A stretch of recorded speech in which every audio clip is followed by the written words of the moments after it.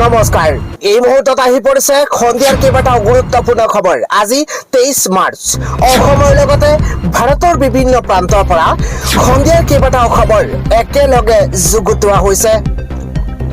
এই মুহূৰ্তত জনাই আছো খন্দিয়াৰ গুৰুত্বপূৰ্ণ খবৰ। সকলো মুছলমানে কংগ্ৰেছত ভোট নিদিয়ে। কংগ্ৰেছ হৈছে বিজেপিৰ বি টিম। বিৰোধী মিত্ৰজোঁটেও পৰাজিত কৰিব নোৱাৰিব বিজেপিক। বিৰোধী মিত্ৰজোঁট সন্দৰ্ভত এইদৰে আজি ডাঙৰ মন্তব্য কৰিছে মৌলানা বদৰুদ্দিন আজমলে। পৰৱৰ্তী খবৰটো হৈছে আজি মনোনয়ন পত্ৰ দাখিল কৰিছে গৌৰৱ গগৈয়ে আৰু মনোনয়ন পত্ৰ দাখিল কৰাৰ পূৰ্বে এই দৃশ্য দেখিবলৈ পোৱা গৈছে। গৌৰৱ গগৈ মছজিদত আল্লাহৰ ওচৰত দোৱা কৰিছে। গৌৰৱ গগৈয়ে মনোনয়ন দাখিলৰ পূৰ্বে আল্লাহৰ কাষ চাপিছে এইগৰাকী গৌৰৱ গগৈ। তৰাজান মছজিদত আজি উপস্থিত হৈছে গৌৰৱ গগৈ। যোৰহাট সমষ্টিৰ বাবে মনোনয়ন দাখিল কৰিব গৌৰৱ গগৈয়ে। মনোনয়ন দাখিলৰ পূৰ্বে গৌৰৱ গগৈ উপস্থিত হৈছে মছজিদত আৰু মছজিদত উপস্থিত হৈ গৌৰৱ গগৈ আল্লাহৰ ওচৰত দোৱা প্ৰাৰ্থনা কৰিছে। ইফালে আজি যোৰহাট সমষ্টিৰ পৰা মনোনয়ন দাখিল কৰিছে গৌৰৱ গগৈয়ে। মনোনয়ন দাখিলৰ পূৰ্বে ভগৱানৰ আশীষ লৈছে গৌৰৱ গগৈয়ে। ইফালে মনোনয়ন দাখিলৰ পূৰ্বে বিৰোধী মিত্ৰজোঁটৰ অজাপৰ প্ৰাৰ্থী এগৰাকী কংকি চৌধুৰীয়ে মন্তব্য কৰিছে। তেওঁ কৈছে যে সমষ্টিবাসীৰ বহুত আশা আছে মোৰ ওপৰত। প্ৰত্যেকটো ৱাৰ্ডৰে নাগৰিকৰ আশীৰ্বাদ লৈ আজি মনোনয়ন দাখিল কৰিবলৈ আহিছো। মোৰ সৈতে সমষ্টিবাসী আছে, মোক সমৰ্থন কৰিছে। জয়ী হোৱাৰ পাছত প্ৰতিটো ৱাৰ্ডৰ সমস্যাবোৰ সমাধান কৰিম বুলি মনোনয়ন দাখিলৰ পূৰ্বে মন্তব্য কৰিছে বিৰোধী মিত্ৰজোঁটৰ অজাপৰ প্ৰাৰ্থী কংকি চৌধুৰীয়ে। আজিৰ সন্ধিয়াৰ পৰৱৰ্তী ডাঙৰ খবৰ, বিজেপি নহয় এবাৰ কংগ্ৰেছৰ মাজতে হ'ব 26ৰ মহাৰণ। এই হুংকাৰ দিছে গৌৰৱ গগৈয়ে। এই মুহূৰ্তত এটা বিগ পলিটিকেল ডাঙৰ খবৰ জনোৱাৰ চেষ্টা কৰিছো, কিয়নো বিজেপি নহয় এবাৰ কংগ্ৰেছৰ মাজতে হ'ব মহাৰণ। হিমন্ত বিশ্ব শৰ্মাৰ কংগ্ৰেছ আৰু তৰুণ গগৈ কংগ্ৰেছৰ মাজত হ'ব যুঁজ। হিমন্ত বিশ্ব শৰ্মাৰ কংগ্ৰেছ আৰু তৰুণ গগৈ কংগ্ৰেছৰ মাজত হ'ব মহাৰণ। এই মুহূৰ্তত ডাঙৰ খবৰ, গোটেই কংগ্ৰেছৰ মানুহ এতিয়া বিজেপিত আছে। কংগ্ৰেছৰ দখলত এতিয়া বাজপেয়ী ভৱন। এটা বিগ ব্ৰেকিং আদৰ্শৰ মাজতে হ'ব যুঁজ। বিৰোধী দলে শক্তিশালীভাৱে নিৰ্বাচনৰ ৰণত নামিব। অসমৰ ভিতৰতে আটাইতকৈ শক্তিশালী হৈছে মিত্ৰজোঁট। অসমৰ মানুহ স্বাভিমানী হৈ থাকিব লাগিব। নিৰ্ভয়ে জীৱন যাপন কৰিব লাগিব অসমৰ মানুহে। আমাৰ চৰকাৰ আহিলে মিটিঙলৈ নোযোৱাকৈয়ে মহিলাই পাব ধন। এয়া আমাৰ প্ৰতিগৰাকী মহিলালৈ গেৰাণ্টি।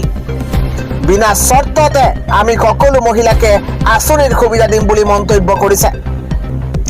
চৰকাৰী আঁচনি পাবলৈ হলে কোনো দলৰ সদস্য হ'ব নালাগে।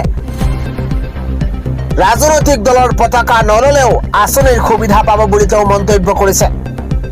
বিনা চৰ্তত প্ৰতিগৰাকী মহিলাই পাব চৰকাৰী আঁচনি। নিৰ্ভয়ে জীৱন যাপন কৰিব অসমৰ মানুহে বুলি মন্তব্য কৰিছে গৌৰৱ গগৈয়ে। আজিৰ সন্ধিয়াৰ পৰৱৰ্তী ডাঙৰ খবৰ, জুবিন গাৰ্গক ঘূৰ মাৰি আৰক্ষীৰ জালত পৰিছে এগৰাকী ছাদুল্লা সিকদাৰ। এটা বিগ ব্ৰেকিং, জুবিন গাৰ্গক ঘূৰ মাৰি আৰক্ষীৰ জালত পৰিছে ছাদুল্লা সিকদাৰ। ডাঙৰ খবৰ, ঘটনাৰ 24 ঘণ্টাৰ পাছতেই আৰক্ষী আটক কৰিছে এগৰাকী ছাদুল্লাক। চিৰাঙৰ বিজনীত সংঘটিত হৈছিল এই ভয়ংকৰ ঘটনা। জুবিন গাৰ্গৰ প্ৰতিচ্ছবিত প্ৰচণ্ড ঘূৰ মাৰিছিল এগৰাকী কংগ্ৰেছ কৰ্মী ছাদুল্লাই। প্ৰতিবাদৰ নামত ঈশ্বৰ পুত্ৰক কৰিছিল চৰম অপমান আৰু তাৰ পিছতে আৰম্ভ হৈছিল প্ৰতিক্ৰিয়াৰ। টিকট কৰ্তনৰ ক্ষোভ উজাৰিছিল জুবিন গাৰ্গৰ জুবিনৰ প্ৰতিচ্ছবিত। ভৰিৰে মোহাৰিছিল প্ৰাণৰ শিল্পী জুবিন গাৰ্গৰ ফটো। ঘটনাৰ পাছতেই ৰাজ্যজুৰি হৈছিল তীব্ৰ প্ৰতিক্ৰিয়াৰ। জুবিন গাৰ্গক ঘূৰ মাৰি আৰক্ষীৰ জালত পৰিছে এগৰাকী ছাদুল্লা সিকদাৰ। ঘটনাৰ 24 ঘণ্টাৰ পাছতে আৰক্ষীয়ে আটক কৰিছে ছাদুল্লাক। আজি সন্ধিয়াৰ পৰৱৰ্তী ডাঙৰ খবৰ, অখিল গগৈক ৰুধিবলৈ বিজেপিৰ নতুন কৌশল। এইবাৰ শিৱসাগৰতে বিজেপিৰ প্ৰাৰ্থী প্ৰক্ষেপ কৰা হৈছে। এই মুহূৰ্তত অত্যন্ত ডাঙৰ পলিটিকেল ব্ৰেকিং নিউজ, অখিল গগৈক ৰুধিবলৈ ৰণনীতি সলনি কৰিছে বিজেপিয়ে। অখিল গগৈক ৰুধিবলৈ ৰণনীতি সলনি কৰিছে বিজেপিয়ে। এটা ডাঙৰ ব্ৰেকিং নিউজ জনোৱাৰ চেষ্টা কৰিছো। মনোনয়নৰ অন্তিম দিনত বিজেপিয়ে হাতত লৈছে নতুন কৌশল। মনোনয়নৰ অন্তিম দিনত আজি বিজেপিয়ে হাতত লৈছে নতুন কৌশল। অগপৰ উপৰিও বিজেপিয়ে নিজাকৈ প্ৰক্ষেপ কৰিছে প্ৰাৰ্থী। এটা বিগ ব্ৰেকিং ডাঙৰ খবৰ জনোৱাৰ চেষ্টা কৰিছো এই মুহূৰ্তত। অগপৰ উপৰিও বিজেপিয়ে নিজাকৈ প্ৰক্ষেপ কৰিছে প্ৰাৰ্থী। থাউৰাৰ প্ৰাক্তন বিধায়ক কুশল দুৱৰীক প্ৰাৰ্থিত্ব প্ৰদান কৰা হৈছে। থাউৰাৰ প্ৰাক্তন বিধায়ক কুশল দুৱৰীক প্ৰাৰ্থিত্ব প্ৰদান কৰা হৈছে এই মুহূৰ্তত। অগপৰ প্ৰদীপ হাজৰিকাৰ সৈতে বিজেপিৰ হ'ব বন্ধুত্বমূলক প্ৰতিদ্বন্দ্বিতা। আজি নাম ঘোষণা কৰি টিকট প্ৰদান কুশল দুৱৰীক। টিকট লাভ কৰিয়েই মনোনয়ন দাখিল কৰিছে কুশল দুৱৰীয়ে। অখিল গগৈক ৰুধিবলৈ ৰণনীতি সলনি কৰিছে বিজেপিয়ে। পৰৱৰ্তী খবৰটো হৈছে ডিপ্লুৱে হিন্দু যুৱ পৰিষদ কৰি থাকোঁতেই সপ্ৰতিভ দেখি মই বিজেপিলৈ আনিছিলো। ৰাজনীতিৰ পিতৃ হিচাপে মোতকৈ ডিপ্লু আগবাঢ়ি গৈছে। মই সুখী হৈছো। মোৰ ভৱিষ্যতক লৈ দলে সিদ্ধান্ত ল'ব। মই নাটক কৰা মানুহ নহয়। নিউ গুৱাহাটী সমষ্টিত টিকট বঞ্চিত বিজেপিৰ প্ৰাক্তন ৰাজ্যিক সভাপতি সিদ্ধাৰ্থ ভট্টাচাৰ্যই এই মন্তব্য কৰা পৰিলক্ষিত হৈছে। আজিৰ সন্ধিয়াৰ পৰৱৰ্তী বিগ ব্ৰেকিং নিউজ। গৌৰৱ গগৈয়ে মনোনয়ন দাখিল কৰিছে ঠিকেই। মই তেওঁক শুভেচ্ছা জনাইছো, কিন্তু পাকিস্তানত খেলিলে তেওঁ বেছি ভোট পালেহেঁতেন। যি পাকিস্তানৰ এজেণ্ট, তেওঁ পাকিস্তানত নিৰ্বাচন খেলিব লাগে, ভাৰতত নহয়। এইদৰে গৌৰৱ গগৈ ক্ষুদ্ৰ সমালোচনা কৰি এই মন্তব্য কৰিছে ৰাজ্যৰ মুখ্যমন্ত্ৰী হিমন্ত বিশ্ব শৰ্মাই। আমি জনাইছো আজিৰ সন্ধিয়াৰ আন এটা big breaking news political update. ডবকাত মনোনয়ন দাখিল কৰিবলৈ উপস্থিত হৈছে বিন্নাকান্দি সমষ্টিৰ IDFৰ প্ৰাৰ্থী মৌলানা বদৌদ্দিন আজমল উপস্থিত হোৱাৰ লগে লগেই এইদৰে হাজাৰ হাজাৰ কৰ্মী সমৰ্থকৰ আদৰণি মৌলানা বদৌদ্দিন আজমলক। পৰৱৰ্তী খবৰটো হৈছে কোটি কোটি জনতালৈ হিমন্ত বিশ্ব শৰ্মাৰ 8টা প্ৰতিশ্ৰুতি। কোটি কোটি জনতালৈ হিমন্ত বিশ্ব শৰ্মাৰ 8টা প্ৰতিশ্ৰুতি। এই মুহূৰ্তত জানিবলগীয়া এটা ডাঙৰ খবৰ। নিৰ্বাচনৰ প্ৰাক মুহূৰ্ততে ডাঙৰ ঘোষণা কৰিছে ৰাজ্যৰ মুখ্যমন্ত্ৰী হিমন্ত বিশ্ব শৰ্মাই। 8টাকৈ ডাঙৰ প্ৰতিশ্ৰুতি দিছে নিৰ্বাচনৰ প্ৰাক মুহূৰ্ততে। মোৰ বাউণ্ডেৰী মাৰি ভাল নালাগে, একেবাৰে চিক্সাৰ মাৰি দিওঁ। অহাবাৰ 2 লাখ ল'ৰা ছোৱালীয়ে চৰকাৰী চাকৰি পাব।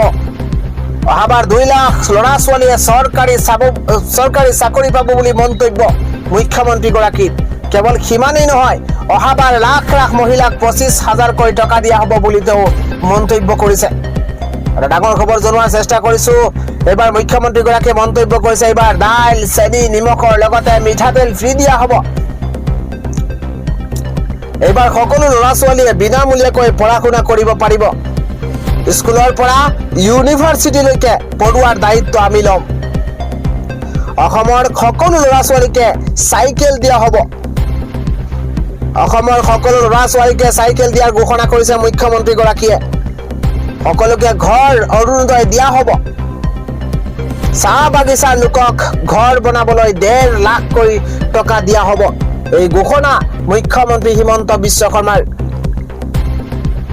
কোটি কোটি জনতালৈ হিমন্ত বিশ্ব শৰ্মাই দিছে 8টাকৈ প্ৰতিশ্ৰুতি।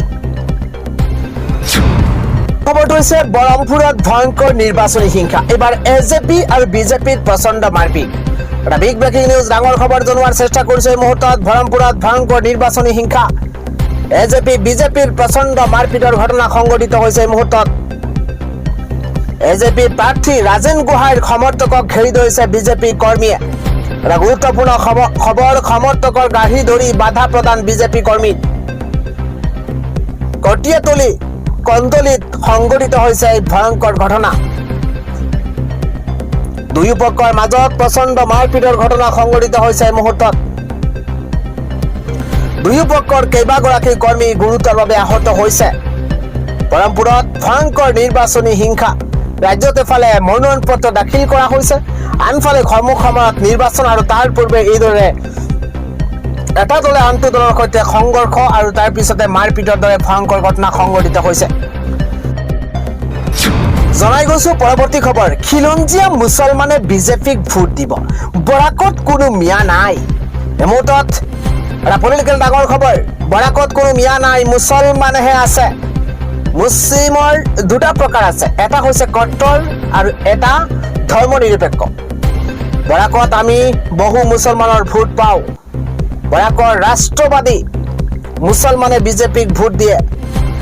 ভাৰতৰ গণতন্ত্ৰক বিশ্বাস কৰা মুছলমানে বিজেপিক ভোট দিব। বৰাকৰ বহু মুছলমান ইয়াৰ খিলঞ্জীয়া নাগৰিক।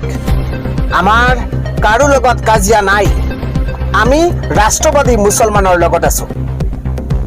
বৰাকত উপস্থিত হৈ এইদৰে মন্তব্য কৰিছে ৰাজ্যৰ মুখ্যমন্ত্ৰী হিমন্ত বিশ্ব শৰ্মাই। আমি জনাই আছো সন্ধিয়াৰ আন এটা ডাঙৰ খবৰ, এই শোকাবহ কৰুণ ঘটনা সংঘটিত হৈছে। এম্বুলেন্সত থকা ৰোগীসহ 8 গৰাকীকৈ লোকৰ মৃত্যু হৈছে। এই মুহূৰ্তৰ ডাঙৰ খবৰ, ৰোগীসহ ৰোগীৰ আত্মীয় আছিল এম্বুলেন্সখনত। ভয়ংকৰ দুৰ্ঘটনাতে 8 গৰাকী যাত্ৰী নিহত হোৱাৰ খবৰ পোহৰলৈ আহিছে। এই মুহূৰ্তত ভয়ংকৰ খবৰ, ট্ৰাক আৰু এম্বুলেন্সৰ মাজত মুখামুখি সংঘৰ্ষ হৈছে আৰু তাৰ পিছতে ভয়ংকৰ ঘটনা। ৰোগীসহ ৰোগীৰ আত্মীয় আছিল এম্বুলেন্সখনত। এম্বুলেন্সত থকা ৰোগীসহ 8 গৰাকীকৈ লোকৰ মৃত্যু হৈছে বুলি জানিব পৰা গৈছে। হস্পিটেললৈ নিয়াৰ পথতে ৰোগীসহ দুৰ্ঘটনাত পতিত হৈছে এম্বুলেন্স। এম্বুলেন্সত থকা ৰোগীসহ 8 গৰাকীকৈ লোকৰ মৃত্যু হৈছে। এই মুহূৰ্তত হস্পিটেললৈ নিয়াৰ পথত ৰোগীসহ দুৰ্ঘটনাত পতিত হৈছে এম্বুলেন্স। টিউলিপ চাহ বাগিচাৰ পৰা ৰোগী কঢ়িয়াই নিছিল এম্বুলেন্সখনে। চালক বিজয় হানসা, হৰি মাদগী, কুণাল কৰ্মকাৰ, সঞ্জিতা নাথ, বিশ্বাস নাথ আৰু খন্দাচৰী নাথৰ লগতে 2 গৰাকীৰ মৃত্যু হৈছে বুলি জানিব পৰা গৈছে। ঢেকিয়াজুলিৰ ৰবৰতলাত এই ভয়ংকৰ শোকাবহ ঘটনা সংঘটিত হৈছে বুলি জানিব পৰা গৈছে। আমি জনাই আছো সন্ধিয়াৰ পৰৱৰ্তী ডাঙৰ খবৰ, 100 দিনত ন্যায় পাব প্ৰাণৰ শিল্পী জুবিন গাৰ্গে। এই প্ৰতিশ্ৰুতি দিছে অজাপৰ সভাপতি লুৰিণজ্যোতি গগৈয়ে। এই মুহূৰ্তত ডাঙৰ খবৰ জনোৱাৰ চেষ্টা কৰিছো, 100 দিনত ন্যায় পাব জুবিন গাৰ্গে। বিৰোধীয়ে চৰকাৰ গঠন কৰিলে ন্যায় পাব জুবিন গাৰ্গে। এটা গুৰুত্বপূৰ্ণ খবৰ, বিৰোধী মিত্ৰজোঁটৰ প্ৰথম কামেই হ'ব জুবিন গাৰ্গক ন্যায় দিয়া। ডাঙৰ ঘোষণা কৰিছে অজাপৰ সভাপতি লুৰিণজ্যোতি গগৈয়ে। আন এটা খবৰ হৈছে, বিজেপিত বহুত মানসিক অত্যাচাৰত আছিল, পদত্যাগ কৰি মনটো ভাল লাগিছে। বিজেপিৰ পৰা পদত্যাগ কৰাৰ পাছত জীৱনলৈ আহিছে ভাবুকি। অসমত তৃণমূল বিজেপি নামেৰে নতুন দল গঠন কৰিম। দিছপুৰ সমষ্টিৰ বাবে নিৰ্দলীয়ভাৱে মনোনয়ন পত্ৰ দাখিল কৰিছে এগৰাকী জয়ন্ত দাসে। আন এটা খবৰ হৈছে, বৰিয়নী সমষ্টিৰ বাবে মনোনয়ন পত্ৰ দাখিল কৰি আজি বিধায়ক ৰূপজ্যোতি কুৰ্মীয়ে ডাঙৰ মন্তব্য কৰিছে। বিধায়ক ৰূপজ্যোতি কুৰ্মীয়ে কৈছে যে বহুতে মোক ছাগলী বনাইছে। মৰিয়নীত এইবাৰ বিৰোধী দলে ইমানেই ঠেকেচা খাব যে পঞ্চায়ত নিৰ্বাচনতো প্ৰাৰ্থী দিবলৈ ভয় খাব। মৰিয়নী সমষ্টিৰ বাবে মনোনয়ন পত্ৰ দাখিল কৰি এই ডাঙৰ মন্তব্য কৰিছে বিজেপিৰ বিধায়ক ৰূপজ্যোতি কুৰ্মীয়ে। ইফালে আজি মুখ্যমন্ত্ৰী হিমন্ত বিশ্ব শৰ্মাই কয় যে হাতী মানে হৈছে পদুম আৰু পদুম মানে হৈছে হাতী। পদুমৰ লগত যেতিয়া হাতী থাকে তেতিয়া আটাইতকৈ ক্ষোভ হয়। আজি মন্তব্য মুখ্যমন্ত্ৰী হিমন্ত বিশ্ব শৰ্মাৰ। আজিৰ সন্ধিয়াৰ পৰৱৰ্তী ডাঙৰ খবৰ, কল্যাণমূলক আঁচনিক লৈ ৰাজনৈতিক চৰ্ত আৰোপৰ অভিযোগ। বিজেপিক এবাৰ আক্ৰমণ গৌৰৱ গগৈৰ। অসম প্ৰদেশ কংগ্ৰেছ কমিটিৰ সভাপতি গৌৰৱ গগৈয়ে দেওবাৰে অৰ্থাৎ 22 মাৰ্চত বিজেপি নেতৃত্বাধীন ৰাজ্য চৰকাৰক ক্ষুদ্ধাৰ সমালোচনা কৰি বিজেপি নেতৃত্বাধীন ৰাজ্য চৰকাৰক কল্যাণমূলক আঁচনি প্ৰদানৰ ক্ষেত্ৰত ৰাজনৈতিক প্ৰত্যাশা পূৰণ কৰাৰ পন্থা লোৱাৰ অভিযোগ উত্থাপন কৰিছে। তেওঁ লগতে দাবী কৰে যে নাগৰিক বিশেষকৈ মহিলাৰ ওপৰত প্ৰভাৱ পেলাবলৈ এনে পদ্ধতি ব্যৱহাৰ কৰা হৈছে। গগৈয়ে বিজেপি ক্ষমতালৈ অহাৰ পূৰ্বেই কল্যাণমূলক কাৰ্যসূচী চলি থকা বুলি উল্লেখ কৰি তেওঁ কয় যে সেই সময়ত কোনো ৰাজনৈতিক গোটৰ সৈতে জড়িত নোহোৱাকৈ মানুহে সুবিধা লাভ কৰিবলৈ মুক্ত আছিল। আশা আৰু অংগনবাড়ী কৰ্মীসকলৰ বাবে সুবিধাৰ লগতে মাননী, মাজনী আৰু বাইদেউৰ দৰে আঁচনিৰ কথা উল্লেখ কৰি তেওঁ কয় যে এই কাৰ্যসূচীসমূহ পূৰ্বে কোনো ৰাজনৈতিক উদ্দেশ্য নোহোৱাকৈ ৰূপায়ণ কৰা হৈছিল। বৰ্তমান চৰকাৰে সৃষ্টি কৰা ভয় আৰু চাপৰ পৰিৱেশৰ বিৰুদ্ধে থিয় দিবলৈ তেওঁ জনসাধাৰণক আহ্বান জনাইছে। অসমীয়া কণ্ঠশিল্পী জুবিন গাৰ্গৰ এটা মন্তব্যৰ কথা উল্লেখ কৰি গৌৰৱ গগৈয়ে কয় যে অসমৰ ৰাইজে মৰ্যাদাৰে আৰু ভয় নোহোৱাকৈ জীয়াই থকাৰ যোগ্য। তেওঁ লগতে অভিযোগ কৰে যে এক নতুন ধাৰা ওলাইছে য'ত ব্যক্তিসকলে চৰকাৰী সাহায্য লাভৰ আশাত ৰাজনৈতিক আনুগত্য দেখুৱাব বুলি আশা কৰা হৈছে। তেওঁ কয় যে যদি কংগ্ৰেছ নেতৃত্বাধীন মিত্ৰজোঁট অসমলৈ আহে তেন্তে ৰাজনৈতিক চৰ্ত অবিহনে কঠোৰভাৱে যোগ্যতাৰ ওপৰত ভিত্তি কৰি কল্যাণমূলক আঁচনি দিয়া হ'ব। লগতে তেওঁ কয় যে মানুহে সাহায্য লাভ কৰিবলৈ মন কী বাতৰ দৰে অনুষ্ঠান অনুসৰণ কৰিব বা শুনিবৰ প্ৰয়োজন নহ'ব। আগন্তুক নিৰ্বাচন সন্দৰ্ভত গৌৰৱ গগৈয়ে বিৰোধীৰ ওপৰত আস্থা প্ৰকাশ কৰি কয় যে মিত্ৰজোঁটে যথেষ্ট শক্তি লাভ কৰিছে আৰু বিজেপিৰ বিৰুদ্ধে যুঁজিবলৈ সাজু হৈছে। পৰৱৰ্তী খবৰটো হৈছে মূৰত 214 লাখ কোটি টকাৰ ঋণৰ বোজালৈ আজি লোকসভাত গৃহীত হ'ব কেন্দ্ৰীয় বাজেট। মূৰত 214 লাখ কোটি টকাৰ ঋণৰ বোজালৈ আজি সংসদত গৃহীত হ'ব কেন্দ্ৰীয় বাজেট। 1 এপ্ৰিলৰ পৰা ব্যয়ৰ হিচাপ আৰম্ভ হ'ব। আগন্তুক বিত্তীয় বৰ্ষত মোদী চৰকাৰে প্ৰায় 35.5 লাখ কোটি টকা ব্যয় কৰাৰ লক্ষ্য লৈয়ে আজি সংসদত চূড়ান্ত অনুমোদন হ'ব। ইয়াৰে 382 কোটি 22 লাখ টকা অসমকে ধৰি 4খন ৰাজ্য আৰু কেন্দ্ৰীয় শাসিত অঞ্চল পুডুচেৰীৰ নিৰ্বাচন আৰু অন্যান্য খৰচৰ বাবে ভাৰতৰ নিৰ্বাচন আয়োগক দিয়া হৈছে। এনে আলোচনাৰ অন্তত কিছু সংশোধনীৰে বাজেট গৃহীত হ'ব। চৰকাৰে যেনেকৈ বিত্ত বিধেয়ক 2026ত সংশোধনী আনিব, একেদৰে এনকে প্ৰেমচন্দ্ৰৰ দৰে বিৰোধীসকলেও সংশোধনী দাখিল কৰিছে। অৱশ্য বিৰোধীৰ সংশোধনী মানি লোৱা নহ'ব। জানিব পৰা মতে চৰকাৰে নিজাববীয়াকৈ বাজেট গৃহীত কৰিব। সংসদত বাজেট দাখিল কৰাৰ 50 দিনৰ পাছত আজি লোকসভাত 2026-27 বিত্তীয় বৰ্ষৰ বাজেট গৃহীত হ'ব। কেন্দ্ৰীয় বিত্তমন্ত্ৰী নিৰ্মলা সীতাৰমণে 1 ফেব্ৰুৱাৰীত সংসদত বাজেট দাখিল কৰিছিল। যদিও মোদী চৰকাৰে অহা এবছৰত 53,47,315 কোটি টকা খৰচ হ'ব বুলি সংসদৰ অনুমোদন সাপেক্ষে বাজেটখন গৃহীত কৰিলেও 2027 চনৰ শেষৰ ফালে পুনৰ যে অতিৰিক্ত ধন নিবিচাৰিব তাৰ কোনো নিশ্চয়তা নাই বুলিয়েই মত প্ৰকাশ কৰিছে অৱগত সূত্ৰই। কিয়নো এইবাৰে মাৰ্চ মাহৰ শেষৰ 20 দিনত প্ৰায় 2 লাখ কোটি টকা বাজেটৰ বহিৰ্ভূত ধন খৰচ কৰাৰ বাবে চৰকাৰে সংসদৰ অনুমোদন লৈছে। কিয়নো এইবাৰে মাৰ্চ মাহৰ শেষৰ 20 দিনত প্ৰায় 2 লাখ কোটি টকা বাজেটৰ বহিৰ্ভূত ধন খৰচ কৰাৰ বাবে চৰকাৰে সংসদৰ অনুমোদন লৈছে।